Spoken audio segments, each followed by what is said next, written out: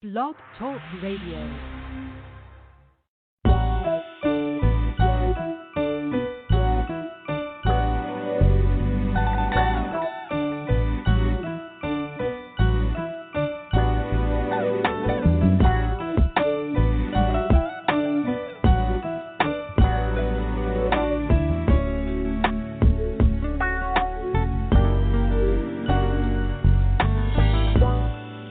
Been searching everywhere, I can't find no one quite like you. The way you make me feel, the way you make me smile, I love you for that, love.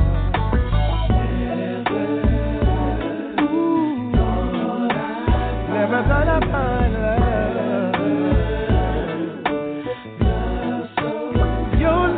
Was so kind to me.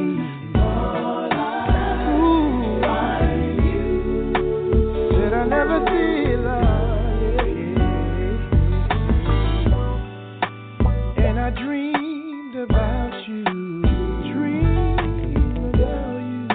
and I thirst for you, and you came along and filled me up.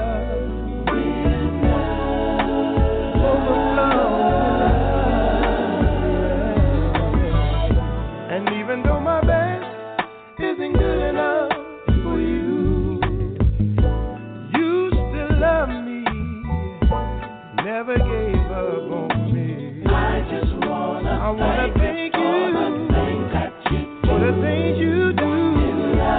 Crazy love, love. Yeah, yeah. Never. Oh no, no. Never gonna find it. Your love was so kind to me.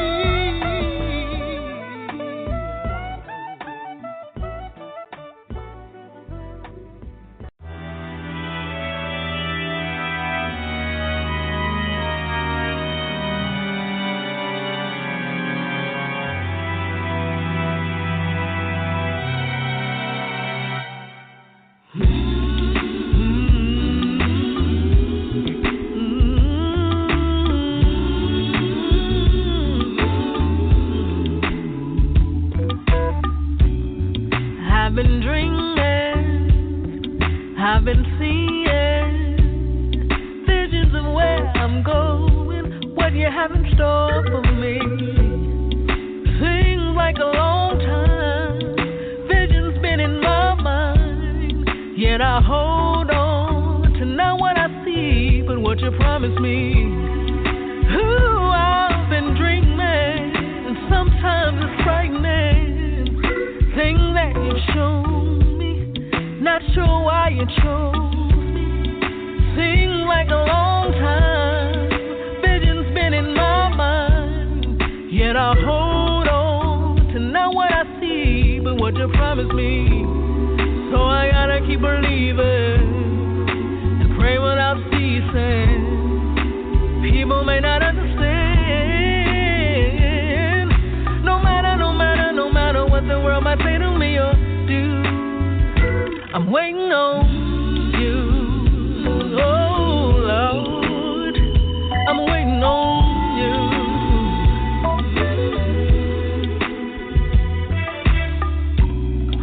I am believing my season is coming, for I know what you told me. I said on your word boldly. I don't know where, I don't know when, but I trust you, Lord, and I intend to walk in faith and wait and see. I run on to see what the end's gonna be, and so I gotta keep believing and pray without ceasing. And people may not understand, no matter what the world might say to me or do. I'm waiting on you. Waiting on you.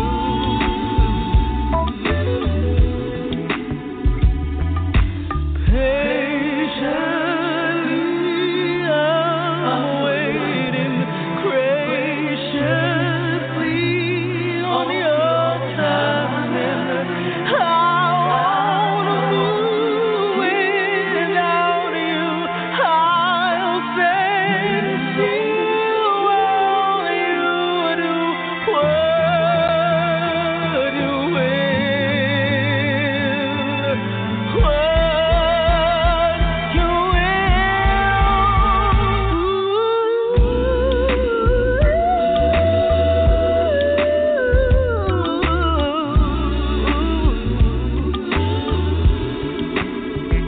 I'm waiting on you. I'm waiting on you. Oh, I'm waiting on you. I'll keep right on believing. I'll keep praying without ceasing. I'll keep right on reaching for the prize of the high calling, which is in you, Lord. I'm waiting on you, waiting on you. I'll sit and wait and disobey and wait for the great I am. I'll sit and wait and disobey and wait on the great I am. Waiting on you, yeah, oh Lord, yeah. No matter what they say, I'm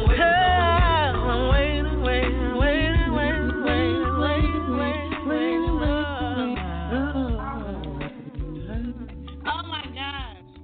You have tuned in to another episode of On the Move Unscripted on Purpose with Patricia M. Goins and her girls. Can y'all hear me today?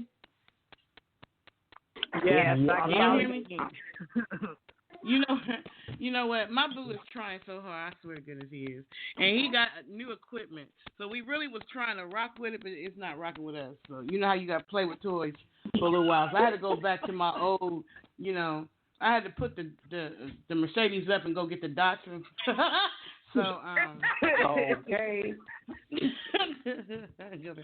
How have y'all week Go been? back to old How y'all reliable. girls been? How y'all been doing?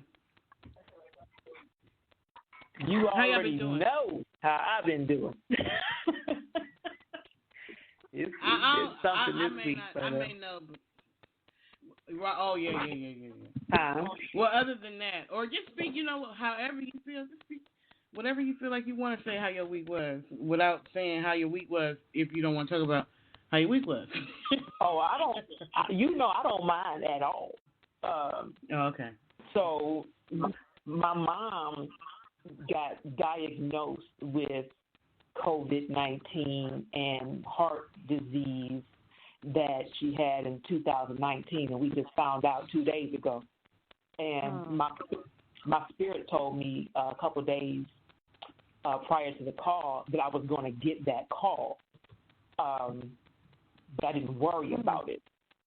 So when I got the notice, there was nothing in me that received that information as fact. Nothing. Like, normally when you get so-called bad news, you have, there's a pain in your stomach or, something like that. And there was nothing. Like, it was like the wind blew. Like, there was no sensation that I had at all because I had, like I said, not processed that as fact at all. I knew that to be a lie. And so we got another call. My brother talked to her doctor. And this is the following day, okay? The next day, she had nothing. She didn't have a fever, nothing. She had no signs of any of it. I mean, I already know. First of all, y'all don't know who mama y'all trying to mess with. That one wasn't going to happen. But, but like I said, when we talked about it before, there's a mighty power when you got some sisters that's, in the word that's energetically connected and spiritually tied and and claim healing and truth over folks. You can't mess with that no matter what it is. So I already knew that wasn't the case. So other than that, for me that's still testimony for me. So I'll put that out there. That was still testimony for me. But everything else has been forward moving. I'm still doing what I do. And I'm very grateful. Let me say this, because as women, we don't do enough of what we're doing. But I recognize something, not just today, but yesterday.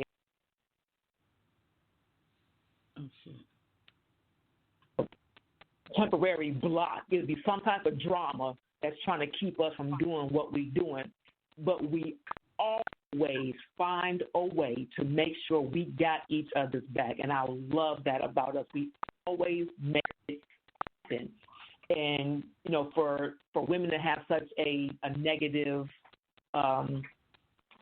stigma attached to not being able to work together, you know what I'm saying? I really appreciate y'all. I appreciate us. I appreciate how we vibe, how we connect, and encourage other women to be able to have that same energy amongst each other. Because that was dope. Like every time something come up, we find a way. Oh no, this ain't gonna happen. Oh no.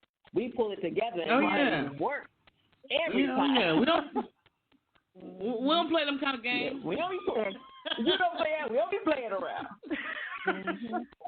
And then, when you mentioned the negative stigma, it's really a decision that you make. Yeah. Because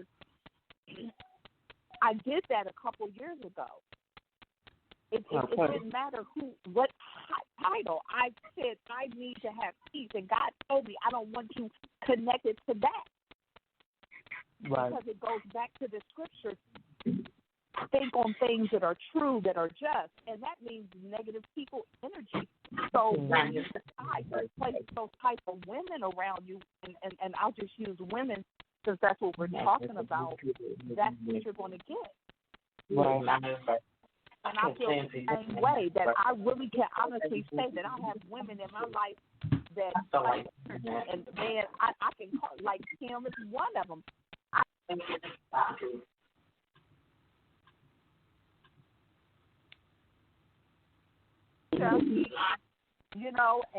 I mean, you can make a decision to make that be your truth, and it's a wonderful thing. Yes, ma'am. So I appreciate my sister as well, man. There ain't nothing like it. Okay. Yes, ma'am. Well, I appreciate y'all, period. Like, I absolutely adore y'all because y'all are the bomb diggity. And I have to come to y'all sometimes to vent, you know. I'm gonna put everybody on mute because I don't know that ticking. I don't know what that ticking is. So I'm gonna put everybody on mute for a second. I appreciate my girls for just being there for me and for us being there for each other. That's the whole point of me wanting to do this show on Thursdays because I wanted to have just I just wanted to have a bunch of women just talking, just Women's Day, because I was already working with men most of the days. On Mondays, you know, it's me and comedian B Love, and of course we do our thing from a male and female perspective, and then of course on Tuesdays it's all about Mr. Stout, me and Mr. Stout in our interviews, and we do our guest interviews, artist interviews, you know, all that kind of stuff. But I didn't have a date where it was just me and the girls, and sometimes some things you can't you know, you could tell the men, you know what I'm saying? And like B Love said, you get like 15 minutes to say it, and then if they don't, you know, if you don't get it out in them 15 minutes, you know what I'm saying, then it's all lost in the sauce. And I can't talk to the men like that, you know, because women, we can talk and we can take a break and we can go get something to eat and then we can come right back and we can pick right up and we can get into the middle, into the deep ends. Men's attention span ain't that long. Like B Love told me, you get 15 minutes. He said that's 15 minutes. It's a wrap. We don't even know what you're talking about. Is that true, Mr. Stout? I got my food here. I'm gonna ask him. Is that true? Is it 15 minutes? Is that all? Is that all we got? Huh? He said maybe 20. He said maybe 20. So. Yeah, 20 minutes is being generous. He's 20 minutes is being generous. Yeah. Indeed. Yeah, so I appreciate having y'all because today I'm about to vent and I have to have my girls with me when I start venting. You know what I'm saying? But let me not vent until I hear how everybody else's day week went. So let's go to you. All right, Kim, that's what's up. I'm glad you had good because you know I'm about to get this out. I can't take it. Missy. Missy, how was your day, boo? How was your week been? My week was it was all right. My baby girl asked me to leave her house because she was tired. You know, her friends don't want to come over because I'm there. You know, so you know she said she was tired of a lot of stuff, and she wants her house. So I got up and left. Good thing my older sister offered me to stay at her house. You know, she got that 4-bedroom, big old, nice old house.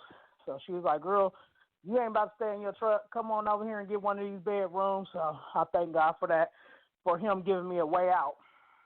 And, you know, from all that babysitting and stuff, I didn't get mad or anything. It's just like, I know how I was when I first got my apartment or when she was staying with me, and I was like, girl, get out, you know, and stuff, because I got tired. So I didn't break down or nothing. I was just like, amen, and kept it moving. Right. And but I realized my blessings as well, you know, because the door was still open for me. When one door closed, right. The Lord will open up another one. So you know what? Sometimes also, that's what you had to, because you was getting stressed out, like for real. Every week you was coming on, and you was just like, oh Lord, help me. Yes. So, you know, I noticed on my plate, I was like, Lord, thank you, Jesus, I'm out, you know. You know, I still got a roof over my head, still got food, clothes, all that stuff, so I'm good. Then I called about my housing because they, you know, started back opening up the lines and stuff. I didn't get the news that I wanted to hear due to the COVID. I'm thinking that they, you know, they said that they were going to do 90-day extensions, but they only did 30. So it feels like now I just got to take what I can get. And, you know, I don't appreciate that, but God is still good. I still have a roof over my head. You know, I would only have to stay there a year before I can get somewhere else. But what I was waiting for was a brand new place, gutted out from the inside out. And, you know, God might make a way, or he might just put me wherever I need to be, you know, for a season. I don't know, but I'm just grateful that I still, you know, have an opportunity to get my own place, you know, without saying, no, we're not doing no extensions just because of COVID, but God is good, and I'm sitting here, even though I'm with a couple of my other grandkids, but I'm making money. So, hey, it's better than not making no money at all. So,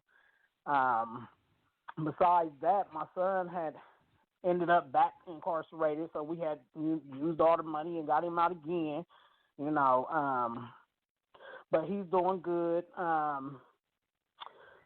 is good.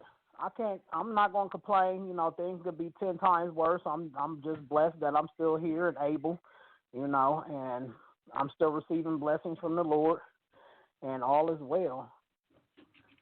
Amen on that. I So don't just know, Kim. or nothing. Not Kim, but Misty. Just know when it's time for you to find that place before your voucher expires or whatever, you're going to find what you need because God knows what you need. So He knows your heart, He knows your situation, He knows your circumstances. So if the house that you was trying to get is not coming through, then there was something about that place that is either it's not time yet, or there's something about it that you don't need to be there at all. It's one of those two things.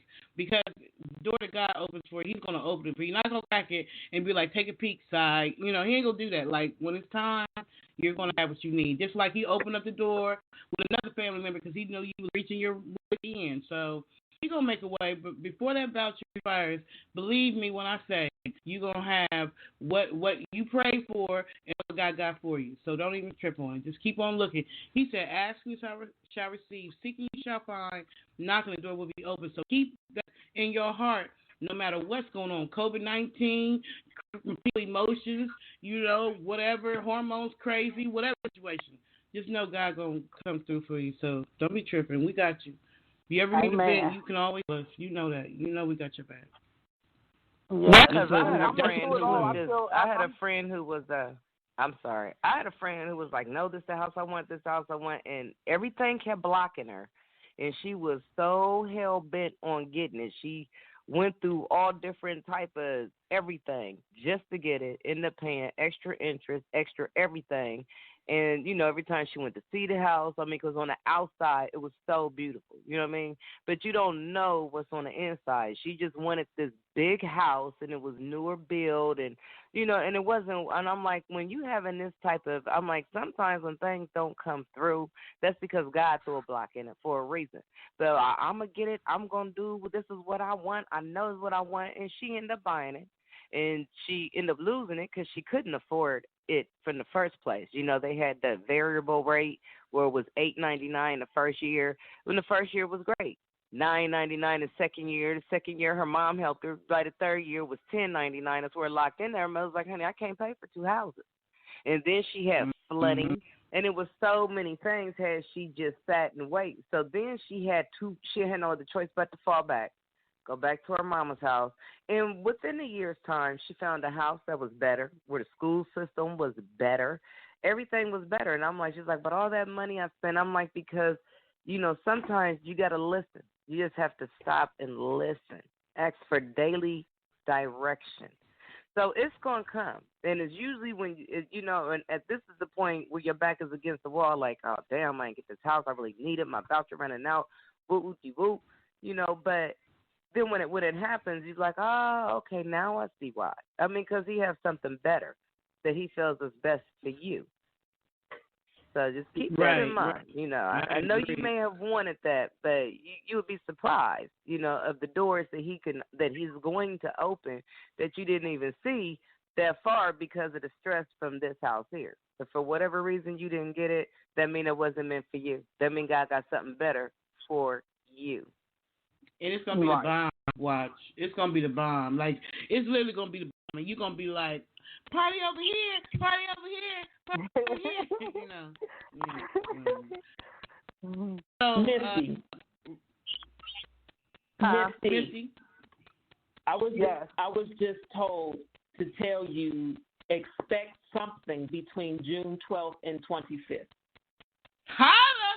Amen. Oh, Jesus. Look, I got chills because as I was saying that, because she told me I only have until, because actually my voucher expires on the 26th of this month.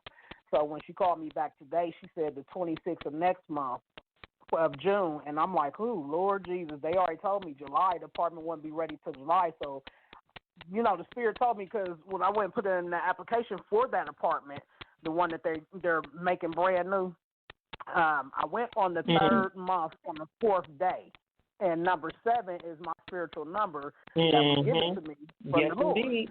And he told me when I was putting the application in, he said it's finished, completed. And when I was sharing that with the leasing agent, we got to going into spirituals, talking and stuff, and she was like, "It's completed, it's done." And she said, "Do you realize it's 3/4?" And I said, "Yeah, it's March 4th." And she said, "No, that's your number 7 again, because I actually I was the 7th person and got the number 7 at the door." And I was already all balled up in tears about that. But when you just said that, the Spirit had told me this morning after I got off that phone call that I'll be into that. My paperwork will be done before the end of June. Amen. So now okay, that and saying June 20, that's and the confirmation. 25th is a 7. You said what? The 25th is a 7. You said the 25th is a 7. Yes. Yep, 2 and 5. Oh, Lord Jesus. Look, I was lost for a second. Look. God is good. You see that? God is good. To work it out. Confirmation. He's about to work it out. No doubt about it. So just, and I wasn't even. Huh? All you gotta do now is just start thanking Him ahead of time and knowing it. God has Amen. never. Let me tell you something. God has never put a date in my spirit, whether it came through somebody else's word or me just having a date in my mind or whatever. But I've never had a date for something in my spirit and held on to that date, believing that God was going to do it by that date, and He didn't do something by that date. I promise you, never ever in all my life, anything that I had deadlines for, and it was like, you got to have it by X date. I need it by this date. I got to do it by this date. And I held on to that, believing that God was going to do it, refusing to doubt that He wasn't going to do it, just expecting it. I promise you, everything. You can put out any situation in my life with a date on it, and I'm going to tell you, you'll see. It always comes through. And He ain't no respect to person. We're all His children. He loves all of us. The rules are the same for everybody. It's just who believes it. Who believes it? If you believe it, then stand on it like you believe it, because it's going to happen. Yeah. Kim, and let me tell you something. I know that's you taking over Kim. Just taking Kim off mute, like literally seconds before she said it to you. You wouldn't even heard it. I just was, because I know the ticking is coming from that line, but I want her to be able to, communicate without whatever. So I just literally, when I say I had just taken her off mute. You were supposed to hear that. You better keep that date. Yeah, Kim was meant to give you that date. What was no doubt. What was the first day? You said June something and June 25th. The 12th. The 12th, which is a 3. Oh, Lord Jesus. Oh, God. Thank you, Lord. Confirmation. You're going to have it. Your season of trial and tribulation is about to come to end, because God knows what you need. He knows what you need. That's his bottom line. He knows what you need. That's just amen. That's neither here nor. So amen to you. All righty. DJ, I already asked you how your week was. Before I get to Marie, did I already ask you, DJ? DJ, did I ask you already? Oh, okay. Well, Marie, you next. How your week been? I don't know what happened with DJ, but let me just tell you, my week. Normally I'm like, she's trying to. DJ's actually trying to do the show, take care of the grandkids, do the homework. So she run up to the computer. That's he went in the wind. That's 17. Hold on, right back. She come back to the line. Then she go back. No, period, right there. She being Nana, and she's being on the move. She being everything all at once. That's Wonder Woman. So how your week been? Well, it's been very blessed. Sunday we've been having rain here in Columbus, Ohio, for over a week, and we still got a whole week. Yeah, we have. Where we're in the percentage, but Sunday it was just raining so hard. No, Monday it was just raining so hard, continuous rain, and I'm just like, oh my God, and I'm just getting discouraged, and then rain mixed with cloudy grayish weather. I'm just always tired. I'm like, oh, Father, send me a sign. And then I saw a rainbow. And then I'm like, oh, my God. Because I'm still like a little kid when it comes to rainbows. And then I saw another. And then I saw another. And I'm on the freeway. I wanted to stop. I got off at the next exit, nowhere near my destination. And I got off, and there were like 4 rainbows in the sky at one time. I was blown away. I was just like, oh, thank you, Jesus. Thank you, Jesus. You saw 4? Thank you. You know, so that I saw 4. 4, it was like 1, and then I was like, well, that's only a half one. And I looked on the other side of the cloud, and I saw the other half. And then I looked, you know, it was like 1 on each side of town. And I'm like, I wonder if I'm the only one who saw that. Now, on the news, you know, there's always somebody that's sending a video in. And it was a lady who caught 3, but I saw all 4. And I was just, it just filled my heart with joy when I was literally very discouraged and upset about the weather. That was on Monday. Tuesday, I'm driving because we end up getting a lot of flooding. So I'm on the freeway and I'm trying to drive, and right now they're doing construction on the freeway.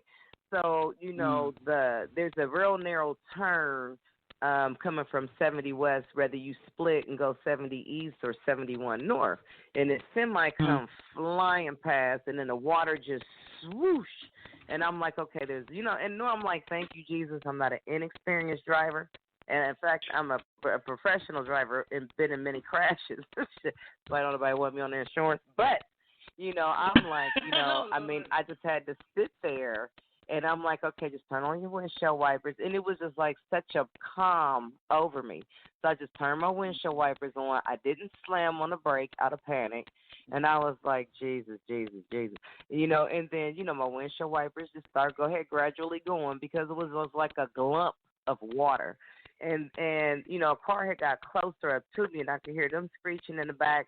And I'm like, whatever you do, don't panic. You know, it was too narrow to try to hurry up and swerve over. So I just took a deep breath, and I just said, Jesus, you know, and then everything just panned out. And I'm like, thank you, because I dodged a bullet on that one because it was a close call, but I never panicked.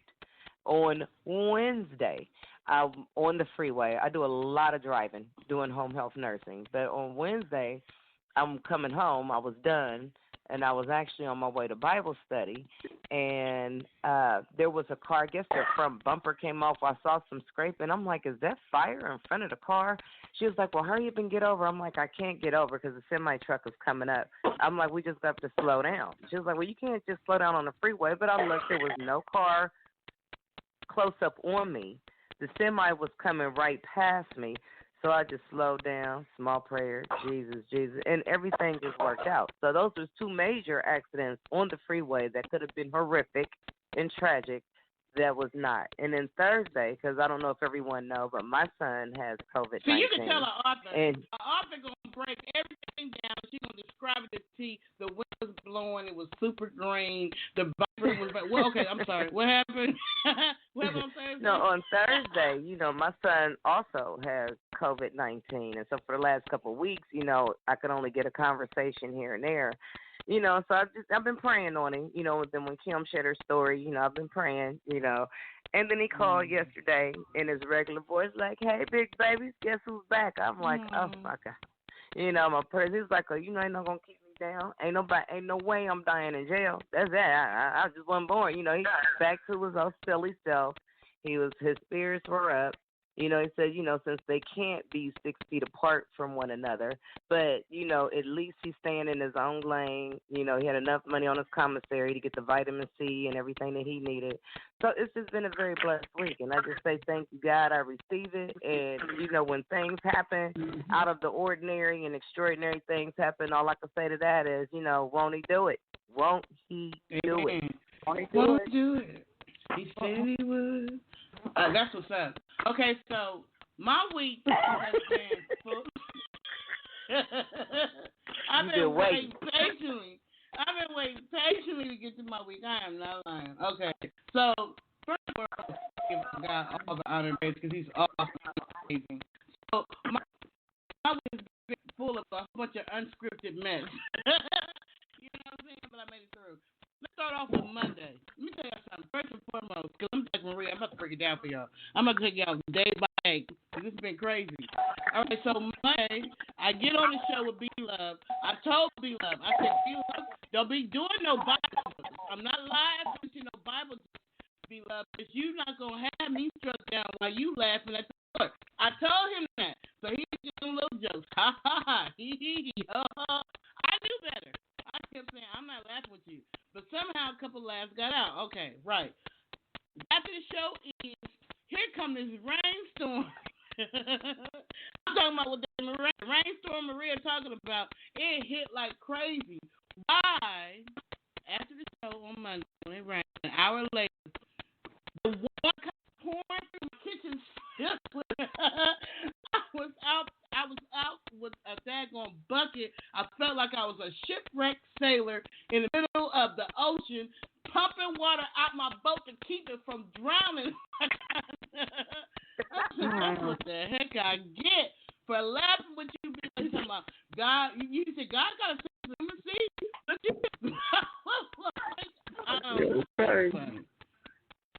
So I get through that on Tuesday. Me and Mr. Stout, we just playing around on the looking through different stuff on the internet or whatever. No harm done. Nothing. Not expecting to find anything. And then all of a sudden, I see the D.L. Hughley show, that pilot, that TV pilot. He got to hear the premiere, I think, at the end of last month. And the show is called Uncut. So he's like, ooh, look at D.L. Hughley. He got a miss out on, he always been on the radio. So I'm like, oh, snap, this is about to premiere. Cool, let's look at it. We don't know how it began. And I'd be darned if it wasn't almost like the whole tagline for Unscripted. Like, unfiltered, uncut, uncensored. I was like, wait a minute.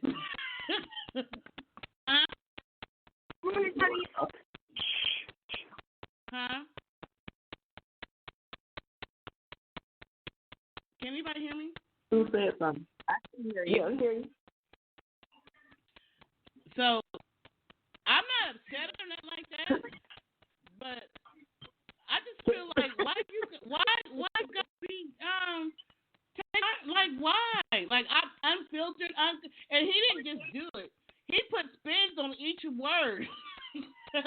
For each frame, it's like unfiltered is spinning around on TV. Then comes another frame. Uncut is spinning around. And unscripted is like you want to make sure you putting it not in the belly, buddy. Like I'm not saying D.L. Hughley did it, but somebody to watch on the movie Unscripted. I can't nobody tell me nothing different. Well, that's what's up. That's a compliment. Compliment my ass. Bring us on the show. It's a compliment, but it's like once this show gets more of a wider audience, they're gonna be like, oh hey, y'all took D.L. Hughley sign. I feel like we should stalk his show till one of us callers is able to call in like, hey D.L. Hughley, how you doing? Big fan. Quick question: why the hell did you steal our slogan? What's wrong with you? Oh, well, I mean, I know you syndicated, so you all over the world, but I need the world to know that you didn't create that shit. You didn't make it up. It may be a coincidence, but everything unfiltered, uncensored, uncut, like unreal. Nigga, this is unreal. I'm sorry. Didn't mean to use the N word, but that is unreal. What you playing games with? Right. See, lucky it's the COVID, because I say we take a road trip to Cali. Yes, DJ. Not going to do it like we need all your Oh, okay. So I'm sorry. I was making all the noises. Okay. Well, I just want you ladies to know that I'm on in the car. Okay. Oh, okay. Thank you, DJ. We appreciate you, Thing. We know. We understand.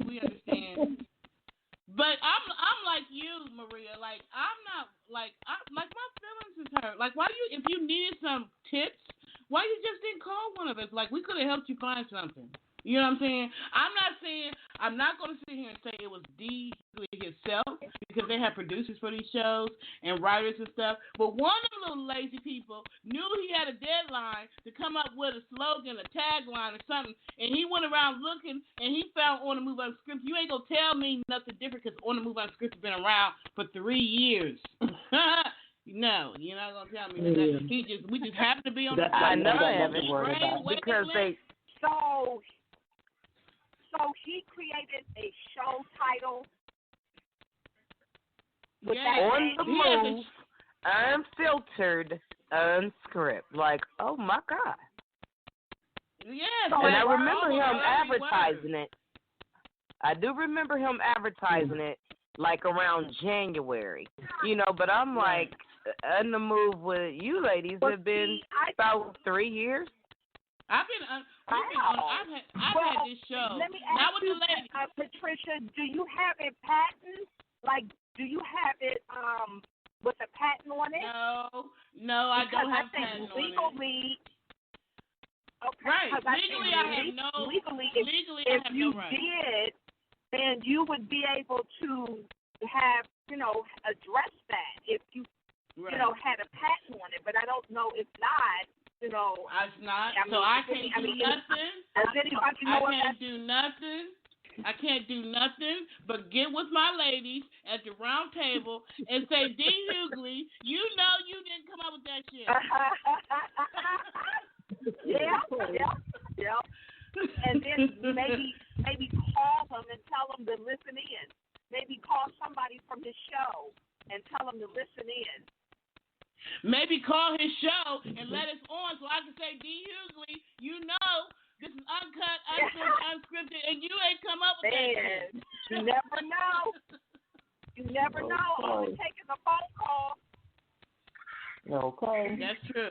Kim know how to. Kim know how to handle them meetings. Go ahead, Kim. Call up there, Kim. I'm like that. I move like it's like, whatever. It's not a wish. I'll just go after it. Just make a call. You never know. The only thing they can say is no. Okay, well then, you're good with that. Can you do it, DJ? Cause I'm gonna tell you right now, if there's no patent, that's my thing. Ain't it, Kim? Yes, ma'am. See, now, because you know what? Even if he didn't do it, because he's high enough. He's high up on the ladder enough where he got people that's doing stuff. So even if he didn't do it without a patent, and they know, because I'm sure he has a legal team, there's nothing we can do. But I'm like, absolutely. I still feel like it could be addressed. This kind of reminds me, remember when a computer. Yeah, but you remember when it was like 2 college boys that came out with them dancing babies on the computer? Never got a patent. Everybody used it, and then like just a few 2-3 years later, it was worth like millions. And they were doing an interview, and the guy, and I didn't know that because I didn't know much about patent. I wasn't really in that type of industry type deal. But the reporter was like, "Oh wow, too bad you guys didn't patent it. They would have had to pay you so much money." They would have had to pay you so much money every time you use those dancing babies, and y'all would have had at least $10 million, and I know that had to have been a sunken, hurt gut feeling. I like you, D.L. Hughley. Don't make me come to Cali. Don't make us do it. So we will mask basically, up. I feel like we should all go in there like Charlie's Angels and just, all 4 of us. Now DJ gonna be real, sophisticated and really together with it, and she's gonna say, listen, I understand there's no patent, but we just kind of heard those words. She's gonna be real dressed about it. Kim gonna go in there in combat boots. And Kim's going to be like, look here, buddy. You know what I'm saying? I understand the real deal behind what's really going on within the system. Maria is going to be like the truth up in there. And she's going to be like, listen here. You know darn well that wasn't yours. And me, I'm just going to be talking smack. I'm just going in there like, listen here. Just have us on your show, and then I'll shut up. But if you don't have us on your show, then I'm going to scream at the top of my lungs everywhere. I don't give a damn who got a patent. I'm going to say it wasn't yours. No, what you have to say is it is mine. That's how you do that. Mine. You have to claim it for yourself. It is mine. What is yours, and it don't matter nothing else. What is for you is for you, and nothing else matters. So you don't put the energy on what somebody else has or what they're doing, because now if you say it that way, then you are confirming that they have it.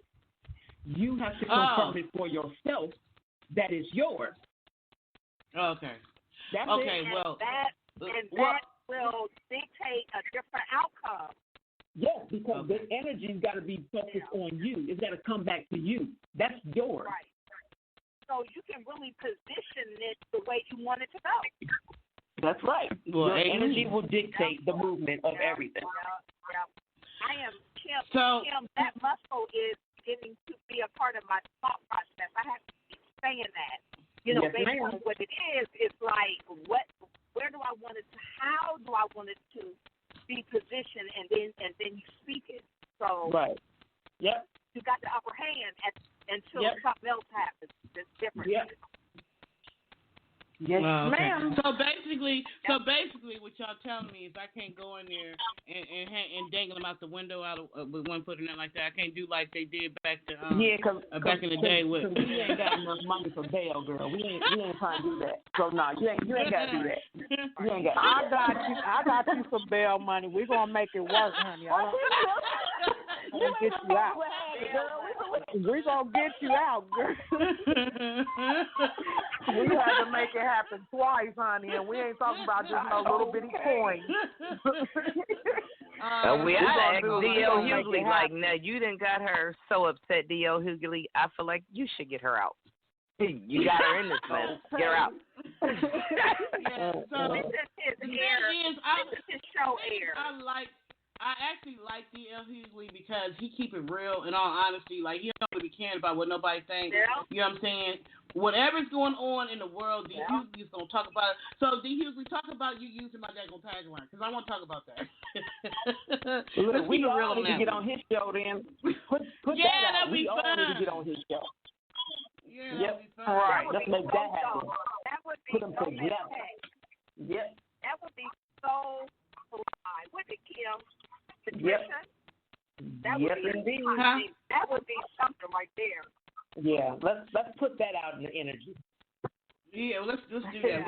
We're about to be we're going to be on Pluto TV with D.L. Hughley on his Uncut show on LOL channel, talking about how he used the tagline unscripted, unfiltered, uncut.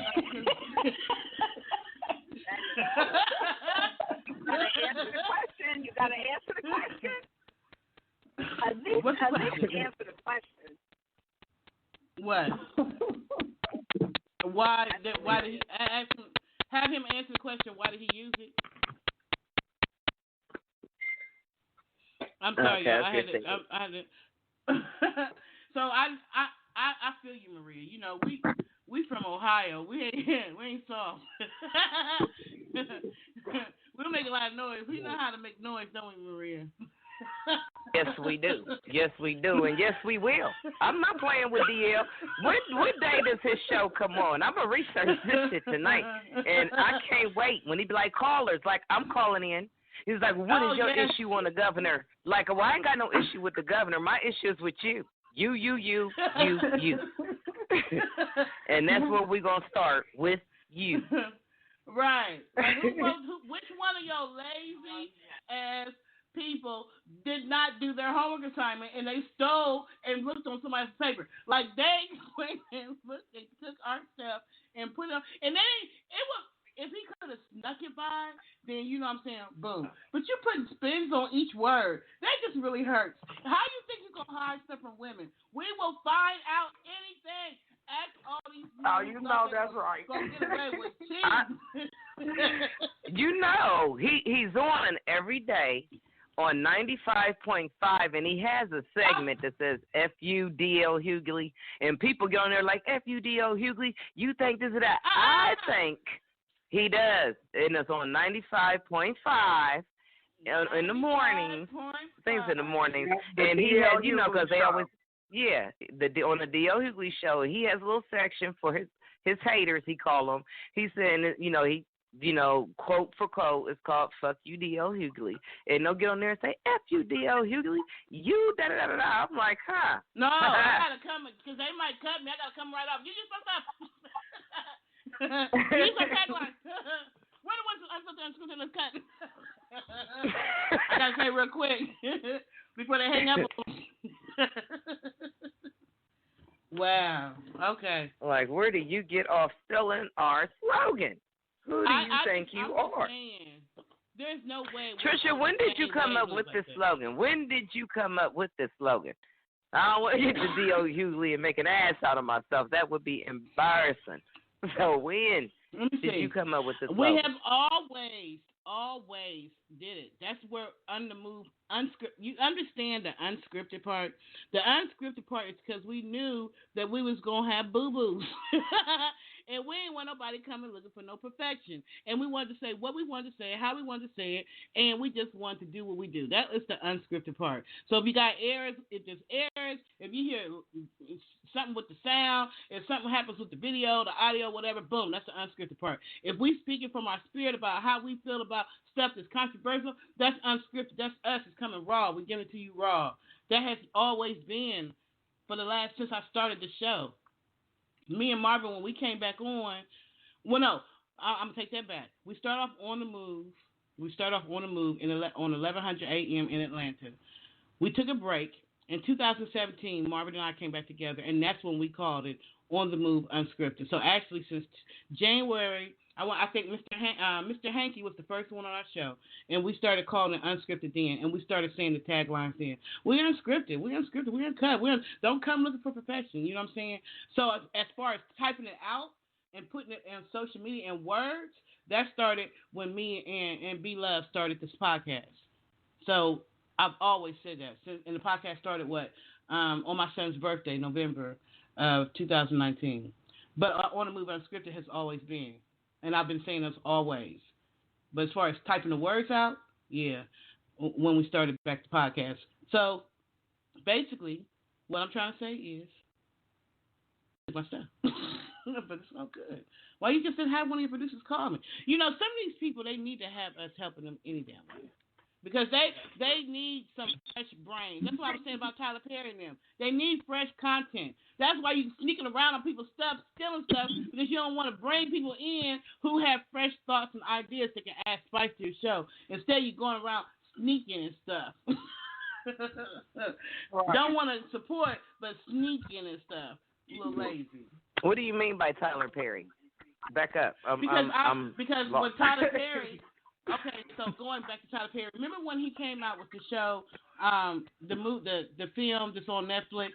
What is it? Something Grace, Falling from Grace, and everybody gave him a bunch of backlash, and he was saying that he doesn't use writers, that he does all his own content, and the people were saying we can tell like it's time for some fresh stuff. That's what I'm talking about. Use some people you got so many people in Atlanta, not just Atlanta, worldwide, who would love to help you come up with stuff, who are creative as outdoors.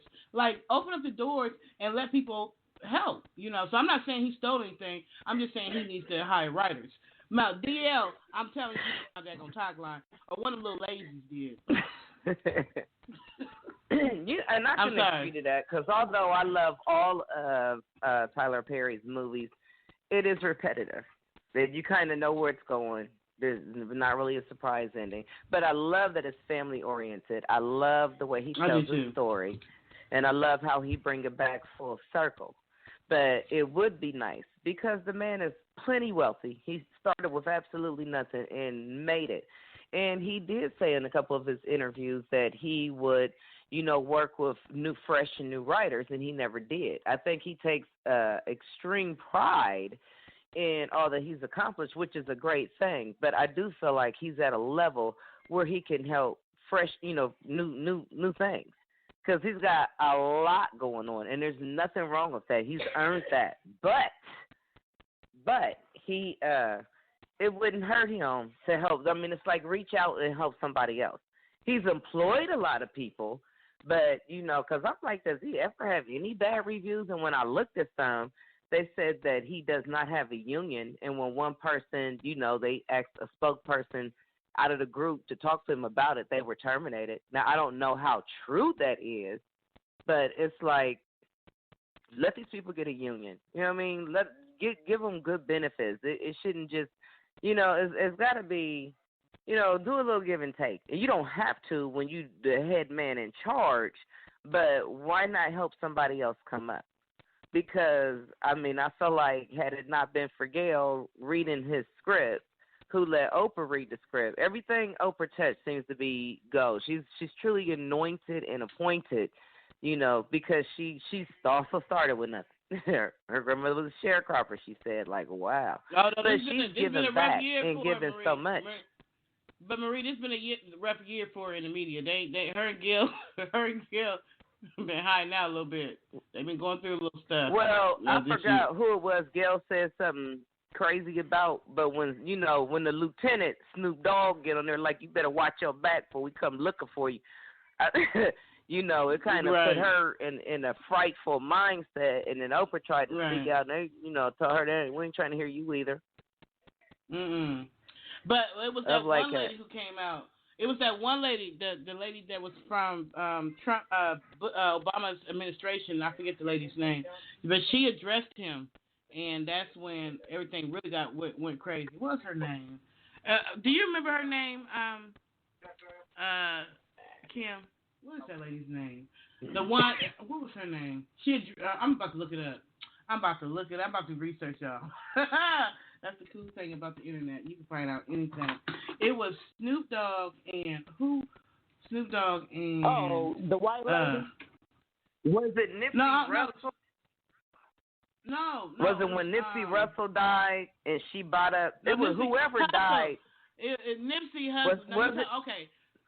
The basketball player. Was it Nipsey Hussle? Am I saying his name wrong? I'm so sorry. We know we're in that generation. We have to ask our kids what was the name of that? But you talking about Martha? That's the one that Martha died. Stewart? No, not Martha Stewart. I'm about to look this up. What is the question? What's the question? You looking what up? What are you trying to find out? I'm trying to find out. And now I forgot the whole meaning of why I'm even looking this damn thing up. Wow. Bro, what are you looking at? You were talking about Gail and Oprah. You were talking about Bear the Bomb, Diggity Day, that. Yeah, Gail did an interview with, I think it was a rapper who passed away. I'm thinking it was Nipsey Hussle. It was what? Oh, basketball. I didn't know it was Kobe Bryant. It was Kobe Bryant. And he had just passed. And when Gail was interviewing some people, a close friend, she was like, she brought up that rape case when that Caucasian lady accused him earlier on in his career that he tried to rape her at a hotel. It was a hotel lady that cleaned, a young white lady. And when she brought that up, the guy kind of looked at her, and Snoop Dogg was like, why would you even bring that up? This man just died. His wife is hurting. His family's hurting. He's for the community. That's Black Mamba. And it would take you and your smug ASS to bring something like, it's always some niggas try to find the worst thing out of a nigga to throw in his face when he died so the media could keep remembering what was thrown against them, and it was thrown out. The girl was lying. You better shut up before we come look for you. And then like a little Crip sign, and then a Crip sign. Right. But she said that since she was getting death threats and stuff. That's when Susan Rice, that's her name, Susan Rice confronted Snoop Dogg and was like, hold up, Snoopy. So she said her little threats to Snoop Dogg, and that just made, and so it's like, then you had T.I. and what's the guy, the radio guy, what's the other radio guy? The one with the raspy voice. What's his name? He's real popular. Charlamagne the God. No, not because Charlamagne the God had a lot to say. He was upset too. But they don't realize that Gail was a reporter. This is in her DNA. That's what she do. She brings up all aspects of his life. A lot of it was great, but he did have that little one dark side. But, you know, what the black community was telling her that was not the time. And what the gangster black community was telling her was shut it down before we shut you down. You know, I mean, no, you don't have the right to make the direct threat. And then they had to make him apologize. Because first, like, I ain't apologizing nothing. You know, he was upset. He did and so until Susan Rice got up there. He didn't until Susan Rice. See, Susan Rice was with the government, with the Defense Department doing, you know, that and around in that area. And she basically said, "You better chill out before, you know, we come for you." and they looking like, Susan Rice, what you talking about? So that's when everything started coming. Cause Susan Rice must have got some serious backup because she got up there like, you know what I'm saying, like gangster about his gangster Snoop. I was like, who is Susan Rice? Who's Susan Rice? She is. Okay, I'm about to tell you who she is. I'm about to look her up. Hold on. Her name is. Because you talk about the lady from the White House. That's Condoleezza Rice. No, this lady. She is. Hold on. I'm about to tell you who she is. Susan Rice. She was Rice. To let him know, come on now, before they come looking for you. She is the National Security Advisor in the White House. She was during President Barack Obama. Yeah, she knows people. She got some. She knows people. That was a warning to him. That was a warning, and that's when he got up there and apologized. But not before. What's his name? What is he's a radio personality. What is his name? His one of the ladies. Steve Harvey. No, not Steve Harvey. I'm about to look it up. Hold on. Was he a comedian at first? What's his name? AJ something. Older cat. Let me see. He's older. He's church. He always do the little Ernestine. Anthony. It's Anthony somebody. That's the one that's the comedian that was like, watch out there now. No, it's not him. He has a big radio station. Let me see. What is his name? Somebody comes for let me see. Defending. I'm about to look this up because I was like defending Snoop Dogg or something. What is his name? He come on every morning. He's syndicated. Y'all know who I'm talking about. He always doing prank calls and calling people's houses. Ricky Smiley. Ricky Smiley. There we go. So Ricky Smiley. As soon as you said he was calling people's house, like, oh, that's definitely Ricky Smiley. Right. So Ricky Smiley, when Susan Rice says that, Ricky Smiley comes back on. It's like, hold on. Who you threatening? You better listen to that song by what is that? It was some song by a rapper. He was like, you better listen to some song about a rapper about Snoop Dogg. Like they was really going in. Like I was just like, wow. That's when they started apologizing. That's when, not before. Yeah, that was deep. That was yeah.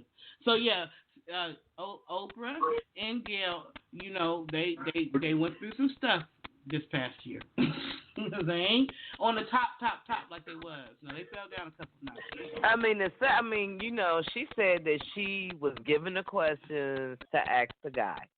You know, but, you know, I felt like she should have sat down and reviewed each one of those questions because she had, did you see the mourning for this man?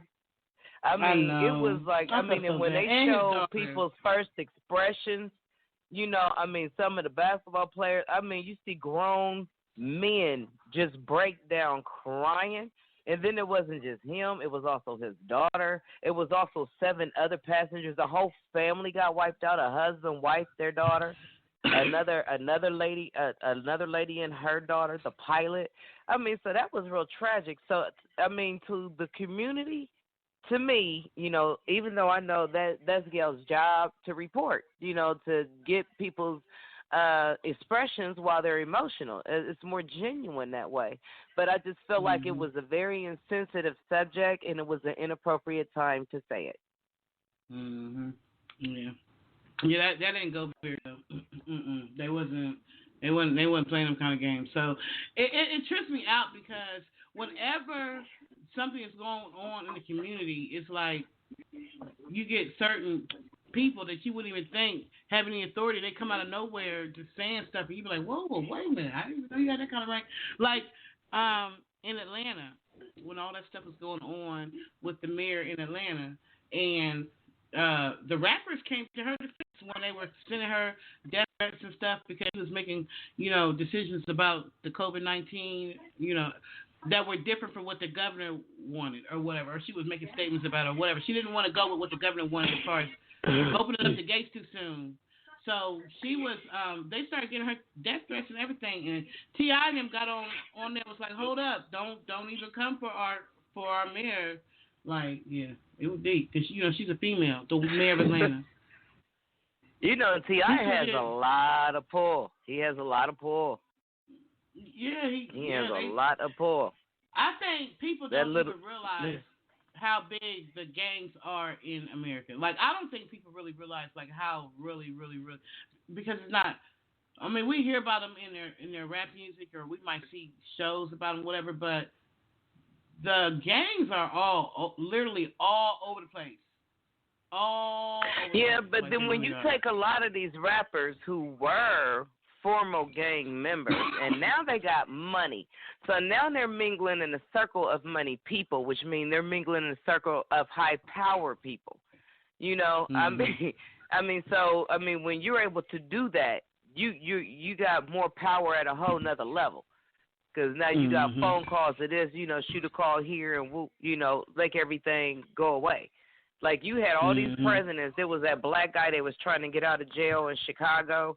And, President Trump don't care about, I don't care about that. I don't care about that. But it took cute white Kim Kardashian, who he's a humongous fan over, to come and have a 101. Plus, she was in law school.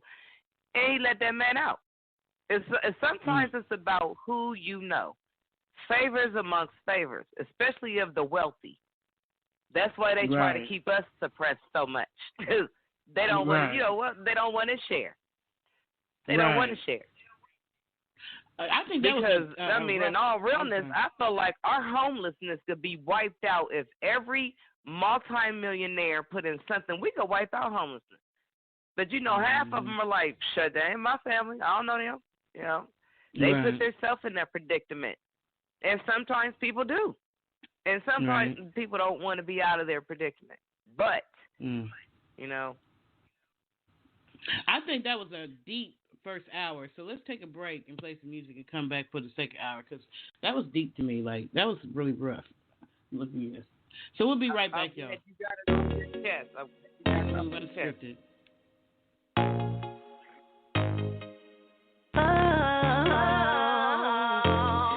Let's keep it in the friend zone.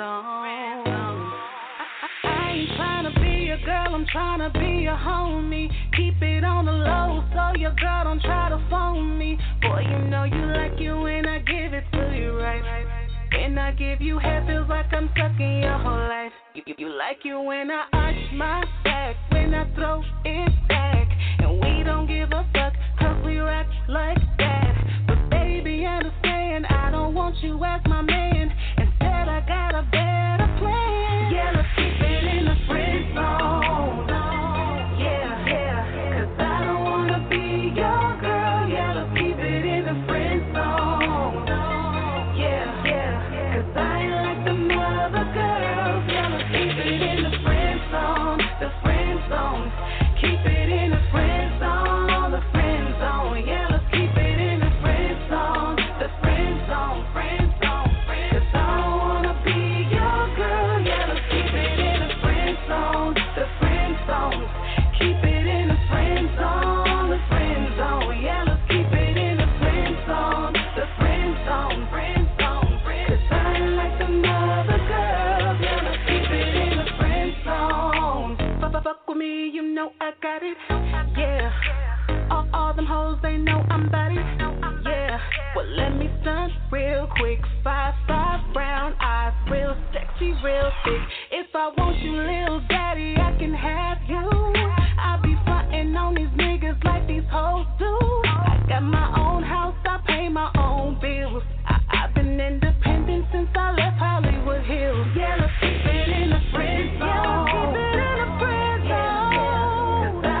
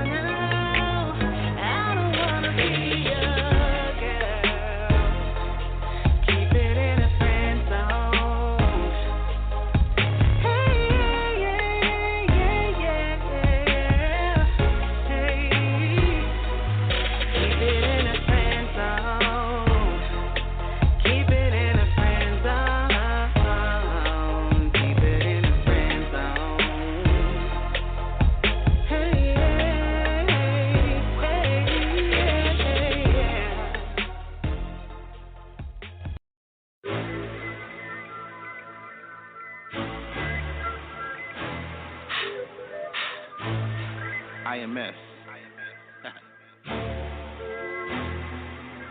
Mimi, Anna, Keena, Mako girls. She's the type of shorty, other shorty gotta watch.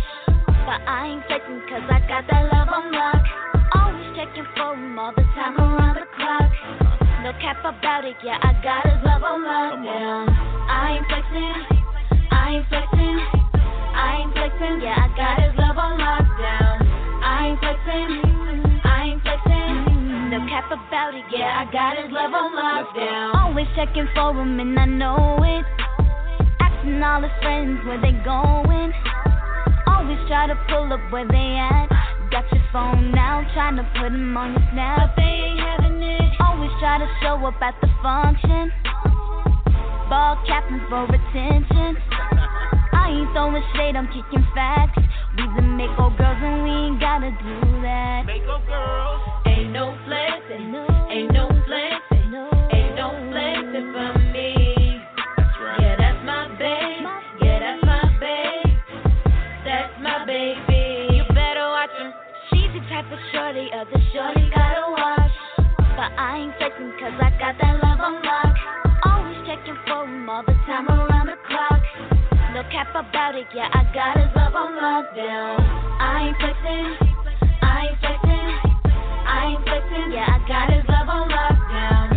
I ain't flexing, I ain't flexing, no cap about it, yeah, I got his love on lockdown. Always trying to tag him in your post, you be doing the most, you acting like you close. I ain't having that, I can tell you thirsty, girl, it shows. All up in your posing, acting like you know. Listen to me now. I got a problem with you being all on him. Ain't got no time for you and your pettiness. Girl, get away from here. See, you ain't playing fair. I know girls like you. I see them everywhere go. I know girls like you. I see them everywhere go. I know girls like you. I see them everywhere. Shorty gotta watch, but I ain't flexing cause I got that love on lock. Always checking for him all the time around the clock. No cap about it, yeah, I got his love on lockdown. I ain't flexing, I ain't flexing, I ain't flexing, yeah, I got his love on lockdown. I ain't flexing, I ain't flexing, no cap about it, yeah, I got his love on lockdown. No cap about it, yeah, I got his love on lockdown. No cap about it, yeah, I got his love on lockdown. And there you have it. Mimi, Anna, Keena, Mako girls. IMS.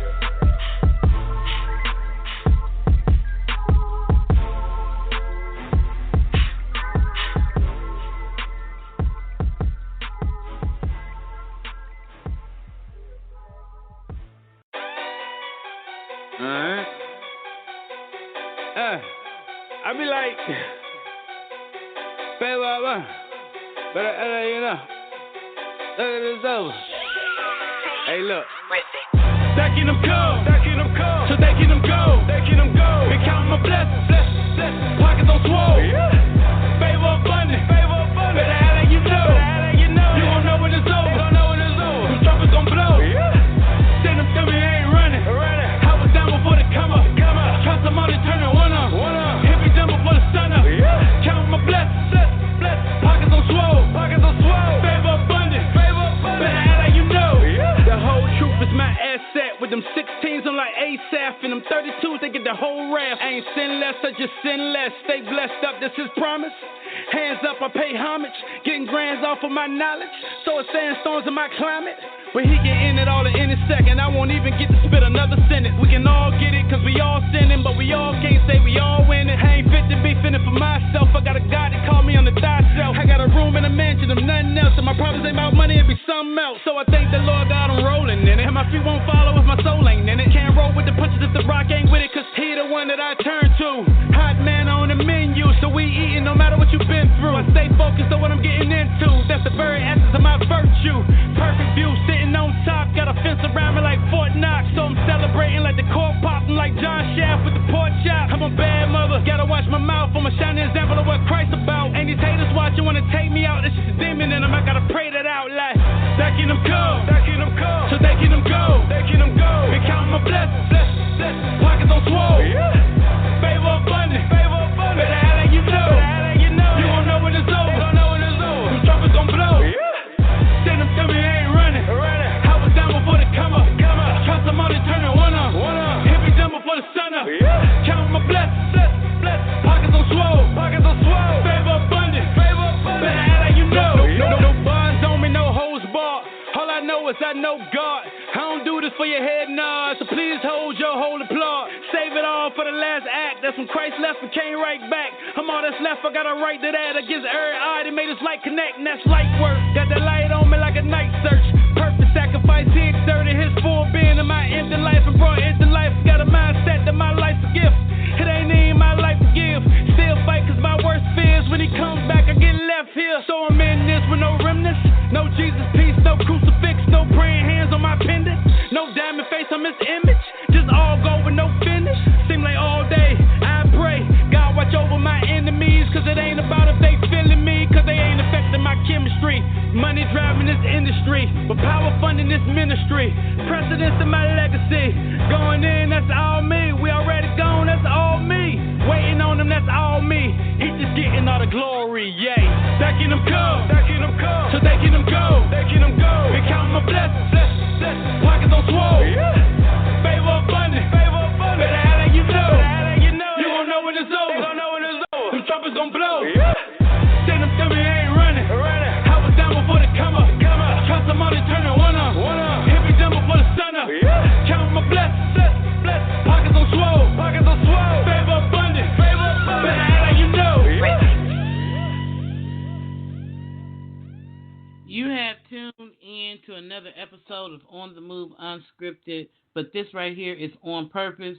We're having a ladies roundtable discussion. We do it every Thursday from 8 to 10 p.m. live on Blog Talk Radio. But you can also, if you miss it, when we do it live, you can always go to Spreaker.com. You can always go to iHeartRadio. You can always go to Spotify. You can always go to Podbean or, all the other ones. There's so many of them, so...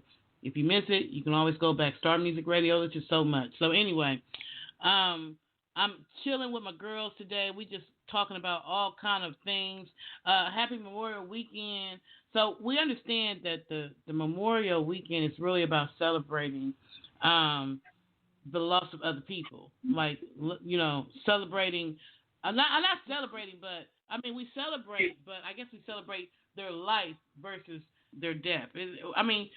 The memorial came from the military, right? When the soldiers came back and stuff. Like, what's the history of the reason why we celebrate Memorial Day? Does anybody know? Yeah, we're celebrating.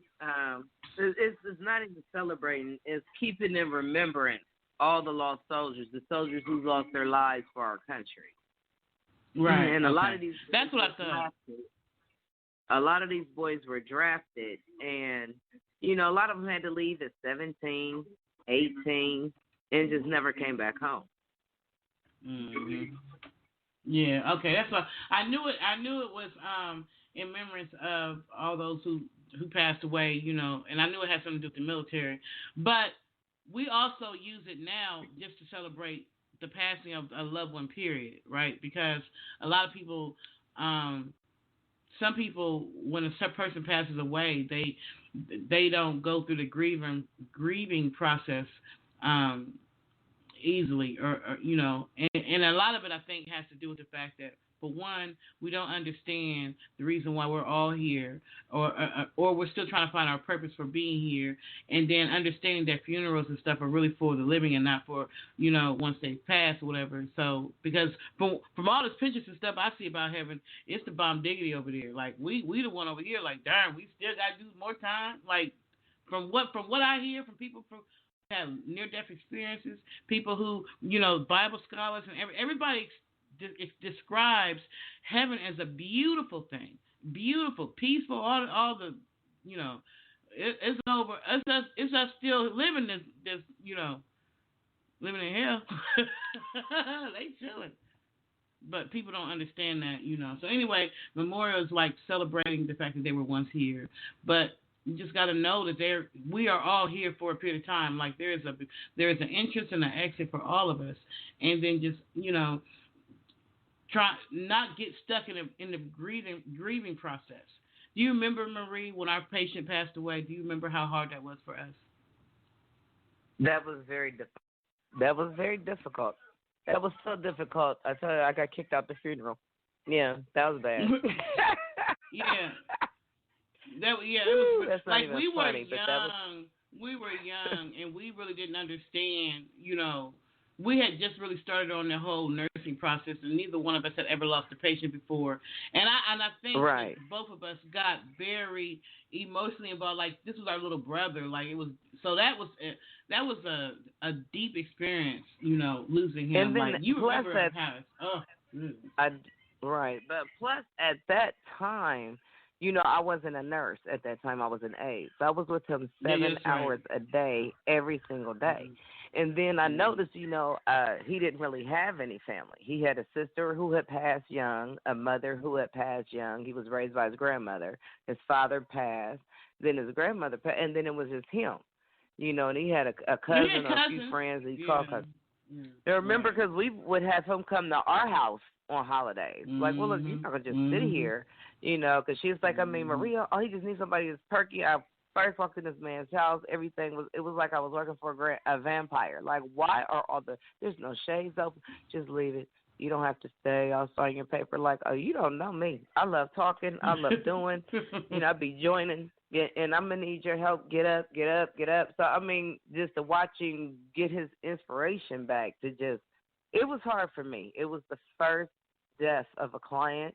I was extremely emotionally attached. You remember how attached. long we cried? And do you remember how long we were stuck in that phase that when he first passed away? Our husbands both was like, what the heck is wrong with y'all? Like that was, ooh, baby. It really. That was a nice version of it. Because I had plenty of arguments with my ex-husband over him. I'm like, look, first of all, I'm responsible for this man. It's a holiday. What do you mean he can't come over? He's coming. If you want to leave, leave. And technically, as a wife, that was the wrong thing to say. But, where was your compassion? But that's what makes everybody different. Everybody don't have that compassion. They don't. So we were stuck in the grieving process for a long time. But I don't know what helped you get through your grief with when we lost him, Marie. I don't know what. But for me, it was a dream. For me, that's what helped me because I literally didn't want to do nursing no more. I didn't want to do nothing. I didn't care about nothing. It was weeks. I was stuck in that mourning phase. And it wasn't until I had that dream. And in the dream, it was so freaking beautiful. Like, I remember the dream like it was yesterday. I still talk about it. That's how deep it was for me. Like, I was mourning. I was crying. That song with Mariah Carey and Boyz II Men had just came out.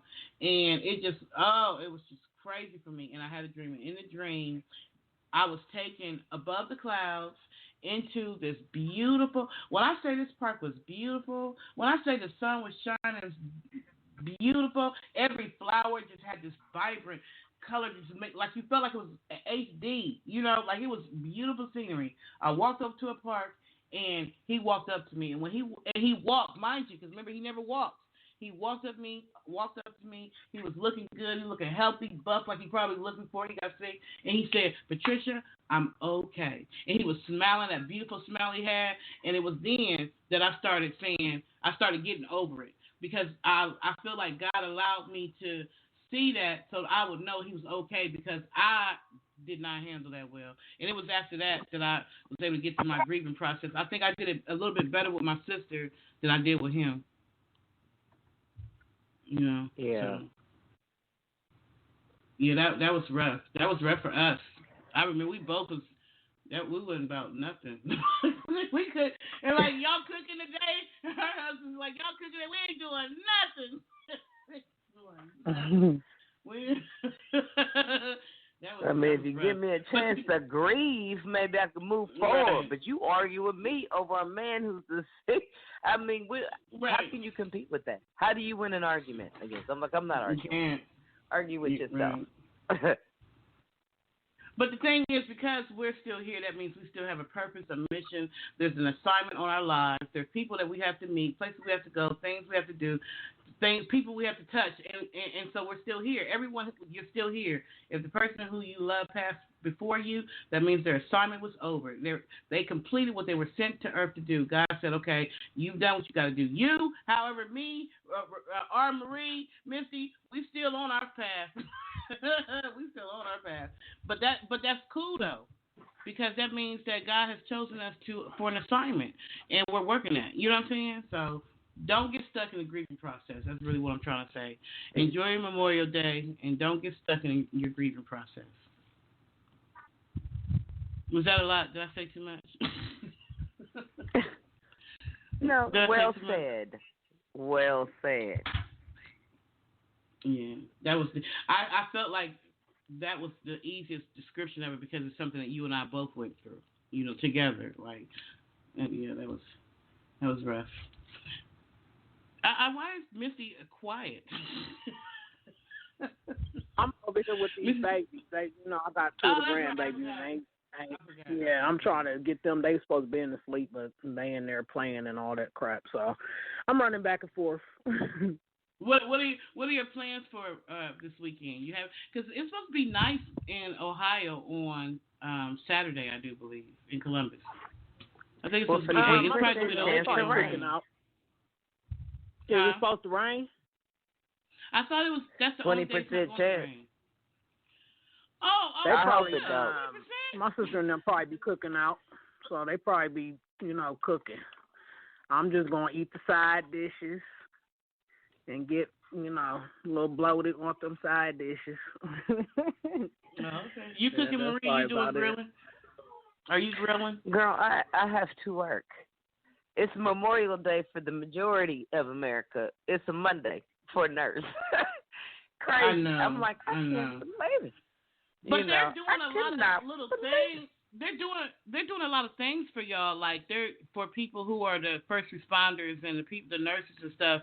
So I'm sure they're gonna have for the ones who have to work. I'm thinking there's gonna be like some kind of feeding for y'all. So there's something that they're doing for like free lunches, free, you know what I'm saying, or something.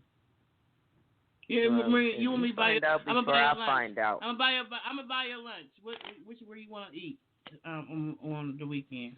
What you want? Ooh, I wasn't prepared for that. Can I get 24 hours to think about it? You know what?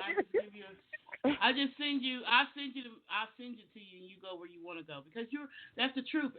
People don't even understand that about the medical field, and not just the medical field, the police officers. Even though I know they got issues here and there, but not all of them bad. So you got the police officers, you got the firefighters, you got the nurses, you got the EMS, you got those people who, in spite of, it don't matter what's going on, whether it's a blizzard, whether it's a snowstorm, whether it's COVID-19, they got to be out there. So, yeah, I appreciate you for what you do. And so, yeah, so lunch on me. Just send me your, I don't know, Cash App or something, and I'll send it to you. Girl, I don't got no Cash App. I am not technically, I'm far from that. Not technical. I'm not computer. I'm more artsy. So, I don't know. You got stuff with the ages, man. You don't got PayPal either? No. Let's exchange face to face. Let's make sure it is what you say it is.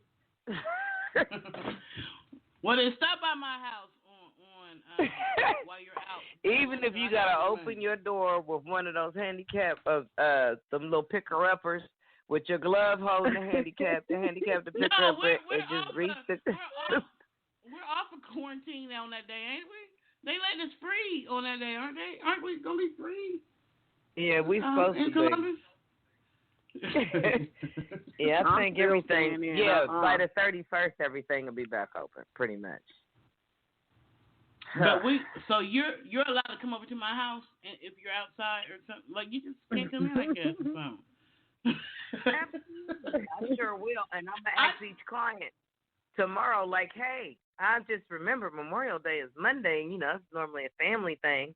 Do you want me to come, or do you want that day off? Hey, what do you want to do? If they say yes, and most of them will, like, oh, I'm not doing it. My family's night. I'm like, dang, so okay.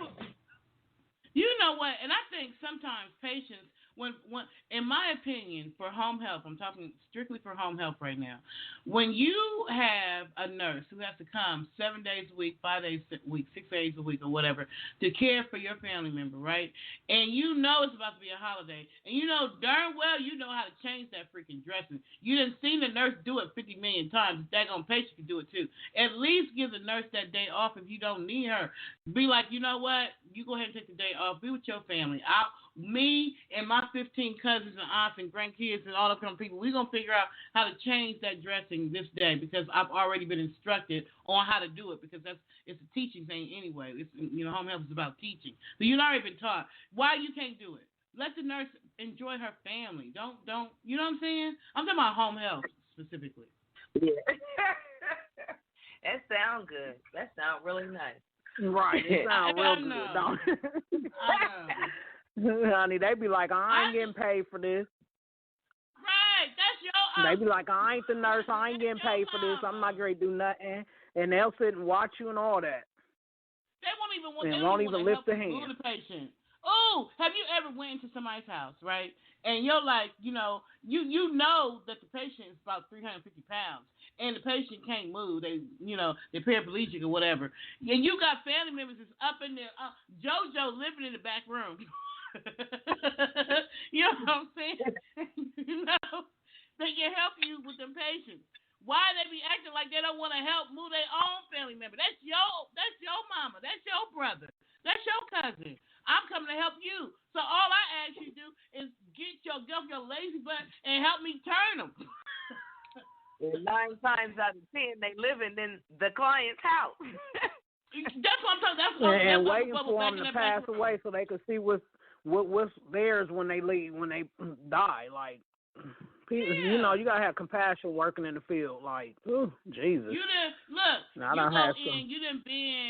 done been that patient has had family members that's been there all night long. You walk in, you got an 8 a.m. shift, right? You walk in, they tell you, oh, I think they need change. Well, what you been doing till I got here? You got a couple people over there. Don't tell me you don't know how to change your own family member. You living with them?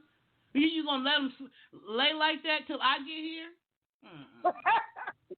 And you'd be surprised. It's a depressing shock how many will just leave their people. They don't care if it's their mama. They don't care if it's a grandpa. They don't care. Like, she here. She on shift. That's what she getting paid for. Like, and you right. And I'm going to change them because my people going to be clean and dry. When I had to work with some aides who I noticed that would always want to just grab the wipes, I'm like, hey, you know what? This is a real mess. I'm like, we can't just keep wiping. We're using all these wipes. What am I supposed to do? I need you to go in there with that bucket, get some soap and water. Well, they big. I can't do that. I'm like, I wouldn't be standing here gloving up if I wasn't going to help. Let me show you how to properly do it. I'm like, I was and when I was an STNA, I took my job serious. I was a very proud STNA. And I'll tell anybody, because I'll tell you now, a lot of STNAs do not get the credit that they deserve because they're with the client the longest. You got to trust your STNA, but you have to make sure you got a good one. I'm like, and they don't get the credit they deserve. And I honestly don't believe they get the pay that they deserve. They really don't. Yeah, we don't. Marie, do you remember when we worked at the Brighton place together? You and I, those nurses, them aides could not freaking stand us, man, because we made them do their job. That was rough. Remember that? Remember when we both worked as nurses at the Brighton place? Remember when I almost got into a fight, a physical altercation with one of the aides? She was mad because the spray came up on the floor. I'm doing my med pass. I got to pass about 50-something people. And the trays come up on the floor.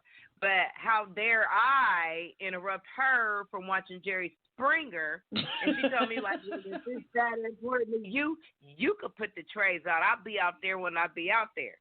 So I said, oh, okay. So I went ahead and I passed out trays, whatnot, and I saw her pass out some trays. I immediately went downstairs, talked to my supervisor. The minute I was done, she was like, well, what do you want to do about it? I'm like, I'm just going to tell you, I'm pissed. I'm like, I would like to clock her out. She was like, well, clock her out and tell her to leave. I clocked her out, told her, like, oh, no, you go ahead and finish watching Jerry Springer here, or you can watch Jerry Springer home, because I've already clocked you out for the day. Have a good day. And she went down and told the director of nursing on me. And the problem with the director of nursing, she was very passive. She could not make decisions, you know, and Trisha also was complaining about her. And she was a bully. She was a bully as in that she was kind of the thick, stocky chick, you know, and a lot of nurses didn't even really approach her. But I'm like, my license is on the line, and I'm not playing with nobody. And it's not the size of the dog. It's the fight in the dog. You know, hey, it's not like I've never been in the streets. I'm just trying to clean myself up, kind of clean yourself up. You know, I'm in a professional setting. You know, and this girl told me in front of Patricia, in front of the DON, well, I just felt like if you feel all like that, we could go across the street off of this property. And I looked at her. Trisha and I looked at each other in shock. Like, did she just threaten me and call me out? I ain't no punk. I ain't no. Well, what's the famous term on all these movies? I ain't no punk ass bitch. I'm not no punk. You know. So I looked at the DON, and the DON didn't have anything to say. So I said, well, I feel like if you that froggy, and the DON, I obviously don't have nothing to say. There's nothing but air and opportunity right here. And I moved, shut my cart, and moved it out the way. And you know how you do that shrug, like, what's up? You know, what you want to do? You know, oh, no, you're not about to bully me. I'm not having it. Not having it. Yeah, they was a mess. It was like I was one of the type of nurses that I would go mark the diapers because I know dang going well that you're supposed to, you know, I know you're not turning them every 2 hours because if you got 40 people, you can't change them every 2 hours. But damn it, you can't just not do nothing. Like I come on my ship before you get there, you ain't even checked or nothing because the date from when I first got on the ship 12 hours ago is still there. No, you ain't even changed them. I used to be going in on them, and they ain't like that. They couldn't stay. They didn't like me. They was doing all kinds. They didn't like me. But I ain't care. I ain't giving a darn. You didn't pay, and it's not like you know how most nursing homes you got a lot of elderly people. And 75% of them are completely dependent, or, you know, and then you got another 25 that are, you know, semi-independent. They may use the bathroom on themselves, or they'll let you know when they got to use it. And then you got that small 10, 15%, 20%. That's independent, but they, you know, they're elderly. But this was not that type of nursing home. First of all, the bulk of these clients were psych. So you're not just dealing with somebody with some issues. You're dealing with like real deal certified, signed, and delivered issues. Plus, you had a lot of young people. They took in a lot of dope things and got on, you know, since they was in a facility, they were able to get them a Medicaid card. Therefore, they was able to get them a check because now they have a place of residence. They had a doctor that, boom, yeah, he can't work. She can't work. No, there's no way. You know, I mean, we're dealing with a lot of psychotics up in there. And you know, then you got this real ghetto staff. You always got your few out of maybe 8 to 10 days you work with. You always got your favorite 3 or 4 that do their job. They know their job. You never have to say nothing to them. They're always helpful. They know what I want. They have me set up. You always have them, and I love and appreciate them. But them other ones, oh no! I mean, then you know they look at you all. I mean, I had an aide and 2 aides that were mad because he was getting his hair French braided. You know, I'm seeing all kind of lights come off. I'm coming back from lunch. I'm like, I'm sorry, am I blind? I mean, is the light shortage? So it's my prayer that people will. it's my prayer that a lot of people, if you have family members that are in the nursing home, just make sure you call them. You know what I'm saying? Call them and just check on them. Just, show them some love or whatever, because it's like they need to hear from their family members. They need to hear from us. They need to hear from you. They need to know that you still care about them or whatever. And the worst time in a nursing home or in a residency home or whatever, or even in a group home, anything, is a holiday, because that's the time when normally families come together, and when they have to spend it by themselves, or they don't get that call or that company, whatever, that's when they get depressed and stuff. So make sure that y'all check in on them and look out for your family members and stuff. So I hope that everybody is going to have fun tomorrow, or celebrating Memorial Day and stuff, and the people who have passed before, whether it's military, which is, and you know what this is? It says Memorial Day is a solemn day of remembrance for everyone who has died serving in the American Armed Forces. The holiday, originally known as Decoration Day, started after the Civil War to honor the Union and Confederate dead. Ain't that something? That is something. Yeah, it started after the Civil War. That's deep. Well, I'm glad. It started after they came and saved us from down south. Like, this ain't right. We're tired of it. No, we ain't got to keep, we can't keep doing this. This is humane. We can still stop them from getting good jobs. We can stop them from making the same amount of pay, all that other stuff that we're making, but we can't just keep them enslaved. So I shout out to all the soldiers who have lost their life so that I can be treated equal. And we still got a little ways to go, but we are way past where we started. I'm grateful. It just shows the strength of our people, right, because they never could break it. We all just came from a lockdown thanks to Trump. Thank you, Trump, for locking us in for the lockdown. I ain't going to start on conspiracy theory stuff, because I don't want my lights to be starting blinking and the phone and internet start blinking. That. I don't want people's feelings be getting hurt. I don't understand how you can have a president who likes to talk about everybody. He talk about disabled people. He talk about gay people. He talk about old, fat, green, yellow. But when they start talking about him, he don't ever want to talk about him. His feelings get hurt. How you going to have thin skin when you always talking about people? Did you see the argument he picked with the Asian reporter? Because she was like, well, didn't you think if you would have, she was like, well, President Trump, when you first saw that Korea was infected, instead of waiting a month, because I feel like, a lot of America felt like that, a lot of that could have been avoided and we would have had a lot less death. He said, well, why don't you ask somebody? Because it came from China. He made his eyes squinty, and she said... You see what I'm saying? And she was like, she looked at him and like, what? I mean, she completely forgot she was being a reporter. She was like, what you trying to say? She got buff with it. Like, what you trying to say? I said that come from China. You see what I'm saying? But talk about him. As soon as they start talking about him and his COVID-19 and all that other stuff, he don't never want to talk about it. He don't never want to talk about nothing that got to do with him. Nothing. He don't like to be talked about, but he will talk about you in a minute. I've never understood him. They must have dogged him in school. They must have ran him down in school. He ain't like that. Bullies don't like to be bullied. Like, I don't even say that. How can you be a comedian and talk about people, but you don't want nobody to talk about you? Like, you in the wrong profession then. That's how I see it. Trump don't want nobody to talk about him. You start talking about this COVID-19 and asking questions and stuff, and they get to shaking and stuff and all kind of. I don't know. Or if they stand up, he'll be like, "Get him out of here! Get him out of here!" I never seen so many spectators been thrown out because they said something back to him. But he can talk about everybody. And why is he trying to blame what is going on right now on Obama? I always got to try to find a black person to blame swap on. You can't blame what's going on right now. First of all, let's get down to the nitty gritty about this, right? I don't care. Obama probably wasn't perfect. I'm sure he wasn't, whatever. But we all know that they gave him a hard way to go.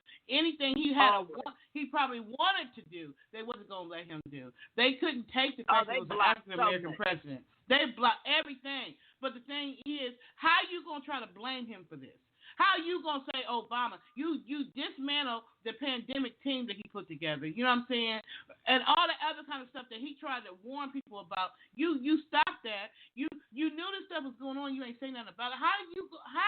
Oh, my God. How you going to blame When he said it Obama? He said Obama people... over there he's been living his best life for 4 years. What are you talking about? Because leave Obama alone. Yeah. I mean, I forgot what I was going to say. I'm sure it was important. Trump blaming Obama for what's going on right now. Like, you can't blame Obama for what's going on right now. You just can't. I don't care. I mean, Trump, he's been in office for you've done a full first term.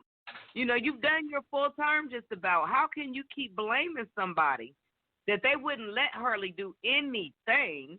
You know, how you going to keep blaming somebody? That is the main problem that I have with President Donald Trump. He does not take accountability for his mistakes. To error is human, but to never say, okay, that was my bad. Never. Oh, well, if you looking at me, well, what about so-and-so? He loves to point the finger to take that pressure off of him. Mm-hmm. I think it's dang. You better leave Obama alone. Leave Obama alone. Y'all know y'all didn't give. Obama told y'all. He said, listen, thank you for voting me in as the president. But if you don't change the people in the House, having me here it's not going to be as effective. So when everybody voted for Obama, but they didn't change who was in the office. So what was he supposed to really be able to do? It's one of him against all of them. Like, what was he really going to be able to do? What was he really? The only thing that he really could put into place that he refused to give up on was the Obamacare. Some people like it, some people don't. But Trump has not been able to dismantle it. And he's tried with the Affordable Health Care Act. Yeah, that was Obama said, I'm not, something's going to, some people like it, some people don't, people feel different ways, but the thing is, he was not able to undo it. He was coming in trying to undo everything Obama did, but the one thing that you undid that you should have never touched was that pandemic team. Why would you touch that? Exactly. Like, yeah. Because that turned out to be a catastrophe. And so don't be trying to look around and be like, it's his fault. It's his fault. No, it's her fault. No.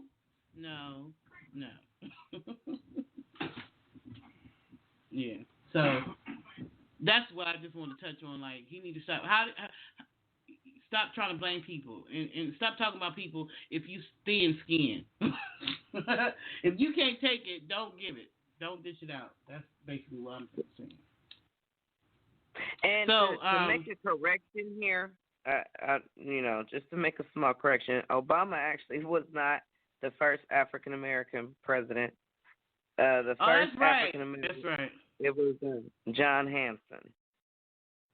Yeah, and I think you know he was because he was the vice president, and then that president, which president died, and it made him. But he was only in office for a very few months. But what president was that? Because that president got shot and died.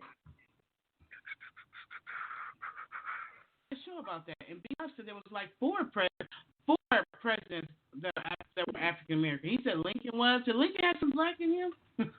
Did you know back then if you had a pinch of black, he was black.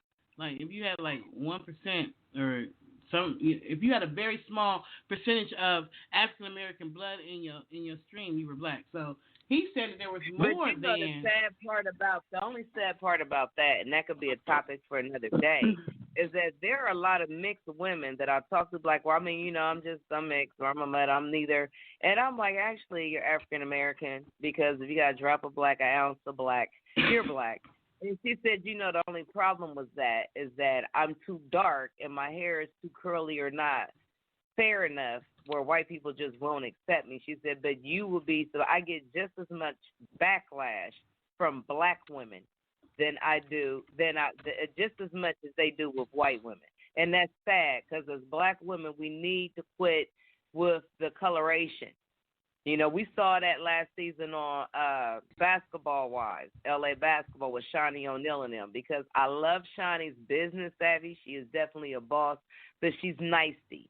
She lets her girls go out and attack, and I don't think they did, and I don't like that. Like, you're not stupid.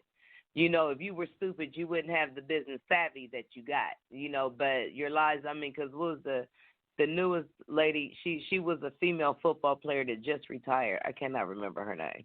And because I said if they take her off the show, I'm not going to watch it anymore because one of her cast members, Evelyn, she is constantly picking on people, but she's Shawnee's best friend, so she gets away with it. But this chick that came on who's very dark, because she's Nigerian, I think, and she called them all out. And they're like, she's so aggressive. She never threw anything, never touched anybody, whereas Evelyn and the other one did. But they're close to Shawnee. So that's the problem with Black America. Why do we hate on each other's skin tone? And it's crazy because black men don't have that problem. So I actually pulled up there. It says on this one thing, and I don't know if this is completely true or not, but it says there were 7 black presidents before Obama. Now it says the one John Hanson. You said that one. That's what you just said, right? Right. So that's why you say John Hanson. Okay. So they said that he was one. They said that his mother was a Caucasian woman from Ireland, and that his father. Let me see. His mother was a Caucasian woman from Ireland who had Andrew with a black man. That's what they said. Ooh, and that his brother was sold into slavery. They said Abraham Lincoln was. They said that Abraham Lincoln, his father was from an African tribe or something. Let me say his mother was from Ethiopia, and his father was an African American. That's what they said. Lincoln. Warren Harding, 28th president of the United States. They said he never denied his ancestry. And then Calvin Coolidge, they said he was, and Dwight Eisenhower. They said he served. Let me see. Yeah, they said he was. They said he was too. He had it in there. So because if there's a drop of African American blood back, you consider African American. You know how they do that. So yeah. Because all those men that you named, they very well could have passed for white men. Their skin was so fair, their hair was so fine. So they didn't even acknowledge them as African American. And that's sad because as an African American, that's something we need to know. I knew about John Hanson, but I had no idea until just now that there were 7. Yeah, that's what this. Now I don't know how true this is. I found this up on YouTube, but that's what it says. But you know what? In all honesty, if you're really, truly, truly honest about it, unless you believe that the daggone, man came out the water as tadpole and just evolved into all these different shapes and sizes, you know that 2 people had to start it. So we're all connected. You know what I'm saying? We're all connected. That's true. There's one gene in everybody on the planet. So going back, that means it all started with one man and one woman somewhere around there. So we're, even if you don't like it. So when you're driving down the street and you see that man, that woman smile at you, just go ahead and say, hey, this is cousin. Even if you don't like them because of the color of their skin, that's still fam. That's still fam. Yeah, that's true. Still family. It is. You know what I'm saying? It is what it is. I mean, people can say what they want, but the science doesn't lie. So if science says that one gene is the same, it's one. It is what it is. So if everybody on the planet has that, means that everybody's connected by the first 2. You know what I'm saying? Something has to start everything. So yeah. So for all the people who believe in the Bible and you believe in Adam and Eve, then you know that we are brothers and of whether y'all like each other or not, but then siblings fight all the time, don't they? They don't give me getting along. So, this is a deep show. Tell your cousin President Trump. Tell your long lost second, third cousin D.O. Hughley to give us our name back. Right. I'm going to have to call up my cousin. Yes, definitely. This was a good show. It was very informative. You know what I'm saying? We're not mad at you, D. Hughley. You just need to go ahead and have us on Uncut so we can just cut up on your show. Because we know that you, or maybe not you, but somebody in your team, somebody in your camp, or somebody that's outside of your camp that has connected to somebody in your camp, somebody didn't heard on the movie Unscripted. Believe that. Because we're unfiltered, we're uncut, we're uncensored, we don't give a damn. I should just put "we don't give a damn" in there.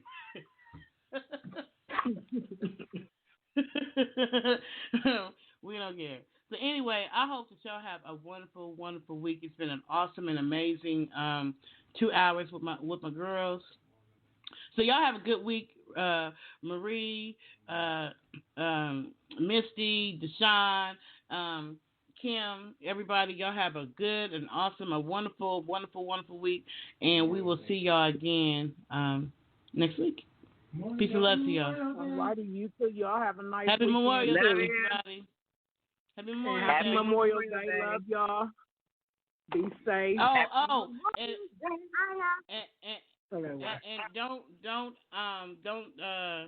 Don't forget to, when you go driving down the street and one of somebody does something to piss you off, just like, look, cousin. Chill, cuz. Love y'all.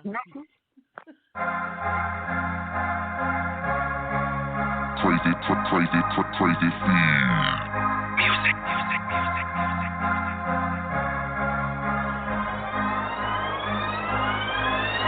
Now you got everything that I've been searching for.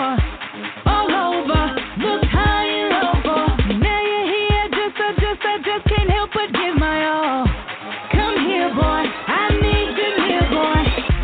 I don't know what you're doing to me.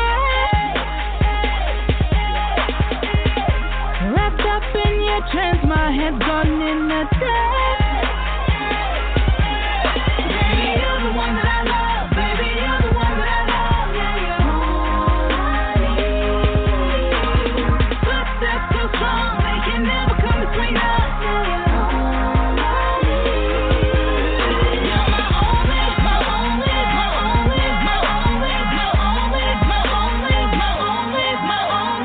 You're the one that I love. Baby, you're the one that I love. Yeah, you're all I need. Be here by my side, don't let me down, stay through our circumstance. Promise me you'll be here always. Take me, hold me, kiss me, love me, show me you're my man. I want this, baby, I want this. I don't know what you're doing to me.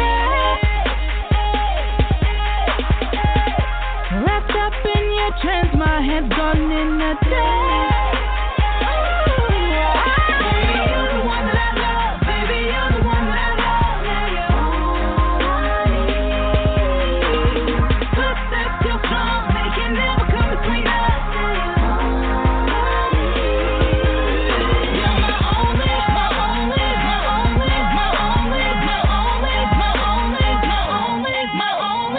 You're the one that I love. Baby, you're the one that I love. Yeah, you're all I need. Now you got everything that I've been searching for. All over, looked high and low for.